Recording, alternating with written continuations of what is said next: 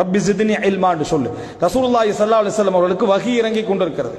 அந்த நபிக்கு அல்லாஹ் தஆலா சொல்லிக் கொடுக்கிறான், வகுர் ரப்பி ஜித்னி இல்மா, நபியை நீங்கள் சொல்லுங்கள் ரப்பி ஜித்னி இல்மா, எனக்கு அறிவை அதிகப்படுத்து அப்படின்னு. மூசா அலைஹிஸ்ஸலாம் கேட்கிறார், ரப்பி ஷ்ரஹ் லி சத்ரி வ யஸ்ஸிர் லி அம்ரி வஹ்லுல் உக்தத்தம் மின் லிசானி யஃப்கஹு கௌலி. அப்ப இதெல்லாம் தெளிவுக்கும் படிப்புக்கும் அறிவுக்குமான துஆக்கள். இந்த துஆக்களை பிள்ளைகளுக்கு நாங்க எத்தனை பேருக்கு சொல்லி கொடுத்திருக்கிறோம்? அல்லாஹும்ம இன்னி அஸ்அலுக இல்மன் நாஃபிஆ வ ரிஸ்கன் தய்யிபா வ அமலன் முத்தகப்பலா. இப்படி எத்தனை துஆக்களை நம்ம என்ன செஞ்சிக்கிறோம்? சொல்லி கொடுத்திருக்கிறோம்.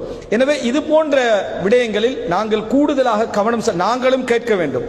தஹஜ்ஜுடைய நேரங்கள்ல, தொழுகைகள்ல, சுஜூதுகள்ல பிரார்த்தனை தான் வாழ்க்கைன்றதை முதலாவது நம்பணும். பிரார்த்தனை தான் வாழ்க்கை என்பதை முதலாவது நம்ப வேண்டும்.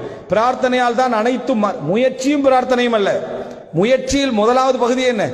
பிரார்த்தனைகள் தான், துஆக்கள் தாண்டு குழந்தைகளுடைய விஷயத்தில் அதுவும் இன்றைய காலகட்டத்தில் சூழ்நிலையில விளக்கத்தோட நம்ம அணுக வேண்டியிருக்குது. என்ற சிஸ்டம் எல்லாம் மாறி இருக்கிற ஒரு காலகட்டம். துஆக்களை நிறைய பிள்ளைகளுக்காக, கணவனுக்காக, அதே போல கணவன் மனைவிக்காக, பிள்ளைகள் பெற்றோர்களுக்காக, பெற்றோர்கள் பிள்ளைகளுக்காக நிறைய துஆ செய்ய என்ன செய்யணும்? பழக வேண்டும். அப்படி சொல்லிக் கொடுக்க வேண்டும். இந்த துஆக்கள்ல கூடுதல் கவனம் செலுத்துங்கள். பிள்ளைகளுடைய எதிர்காலத்தையும் பிள்ளைகளுடைய நிகழ்காலத்தையும் மிகவும் கவனத்தில் எடுத்துக்கொண்டவர்கள்.